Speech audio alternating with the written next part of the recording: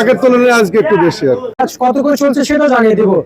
আমরা সরাসরি যুক্ত হচ্ছি কৃষকের সাথে। আজকের বাজার আপনি জানিয়ে দেওয়ার জন্য এদিক আমাদের সাথে আছেন কৃষক। আসসালামু আলাইকুম। ওয়ালাইকুম আসসালাম। কেমন আছেন? আলহামদুলিল্লাহ। আপনার নাম কি? আমার নাম মোহাম্মদ ইমতাজুল হক। কোন জায়গা থেকে আসছেন? আমরা মেহেরপুর জেলা থেকে আসছি। আচ্ছা, কত টাকা পেঁয়াজ বিক্রি করলেন? আমরা 45 টাকা বেচলাম। আচ্ছা আচ্ছা আচ্ছা, পেঁয়াজের দাম আজকে বেশি না কম? আগের তুলনায় আজকে একটু বেশি আর আগের তুলনায় আজকে একটু বেশি। এই যে এলসি বন্ধ হইলো, এখন কি আপনারা খুশি? ইনশাল্লাহ অবশ্যই চাষি একটু স্বস্তি পাবে, তার কারণ এখন বর্তমানে একটা চাষি 50-60 এইভাবে যদি দাম পায় ইনশাল্লাহ চাষির কিছু আর কি থাকবে। তাছাড়া আগে যে তুলনায় দাম হয়েছিল আর কি, যেমন 30-35-30 এরকম যদি বিক্রি হতো তাহলে চাষি বাঁচত না আর কি। তার কারণ মাঠে সার, দেশে সার মাটির দাম বেশি, সারের দাম বেশি, সার পাওয়া যাচ্ছে না, এরকম একটা দেশে একটা হচ্ছে। আমাদের অঞ্চলে তো দেখছি অনেক মানুষ দেখছি হলো লাইন ধরে সার কিনছে কিছু কম পয়সা পাওয়ার জন্য। তো চাষি যদি এভাবে লাইন ধরে সার কেনে, তারপরে এইভাবে এসে ঢাকায় এসে যদি পেঁয়াজ কম পয়সায় বিক্রি করে, দেখা যায় 30 টাকা 32 টাকা যদি পেঁয়াজ বিক্রি করে, তাহলে চাষি একটু খুব কষ্টের মধ্যে আর বাস করবে আর কি। পয়সা করে একটু মানে লাভ হবে না। এবং হলো যদি 50 লস হবে, হ্যাঁ 50-60-65 কি 55 এইভাবে যদি বেচতে পারে তাহলে চাষির কিছু পয়সা হবে আর কিছু বাঁচবে এরকম। আচ্ছা আচ্ছা আচ্ছা আচ্ছা, বুঝতে পারছি। তা পেঁয়াজ আজকে মার্কেটে কি পরিমাণ আমদানি দেখতে পাচ্ছেন? আজকে মোটামুটি একটু আগের তুলনায় হয়তো একটু কম হবে, এরকম আমদানি আছে মোটামুটি।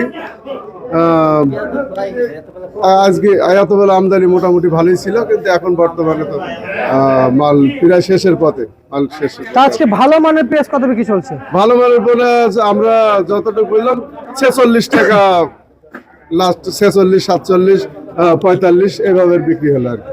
আচ্ছা আচ্ছা, পেঁয়াজ জি জি, মানে পেঁয়াজ আজকে বিক্রি হয়েছে কত? 47-45-46 এভাবে।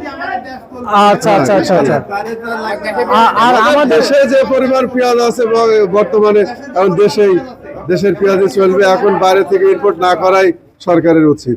আচ্ছা আচ্ছা আচ্ছা, কিন্তু এখন যে এলসিজি ইম্পোর্ট পারমিশন বন্ধ হয়েছে, এখন তো কৃষকরা খুশি আছে। অবশ্যই অবশ্যই। তা এখন আপনার দাম কত চাচ্ছেন, কত হলে ভালো হবে? ওই যে বললাম 60-65 যদি এভাবে মানুষ জানেন, এই দেশের যা পেঁয়াজ আছে যদি এভাবে এলসি না আসে তাহলে দেখা যাচ্ছে 60-65 ইনশাল্লাহ।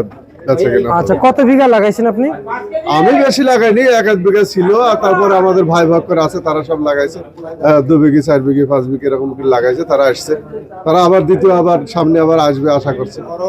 আচ্ছা আচ্ছা আচ্ছা, প্রচুর খরচ, একটা লেবার 600-700 টাকা করে একটা লেবারের পেছে খরচ। যাই কাজ করছে নাকি, এই যে দেশের আবহাওয়া অবস্থা, 4 ঘন্টা 5 ঘন্টা কাজ করতে, শীতের অবস্থায় তো কাজ করতে পারে না। আচ্ছা আচ্ছা আচ্ছা, বুঝতে পারছি। সবচেয়ে আমরা যে তথ্যটা জানতে চাই, রসুন লাগাইছেন? রসুন আমাদের অঞ্চলে একটু কম, মেহেরপুরে আমরা গাংনী থানায় বসবাস করি আর কি। আমাদের মেহেরপুর গাংনী ওদিকে পেঁয়াজের আবাদটা বেশি, রসুনটা একটু কম। তারপরে আছে মোটামুটি কিছু কিছু হয়তো আছে। রসুন কত বিক্রি হয়েছে?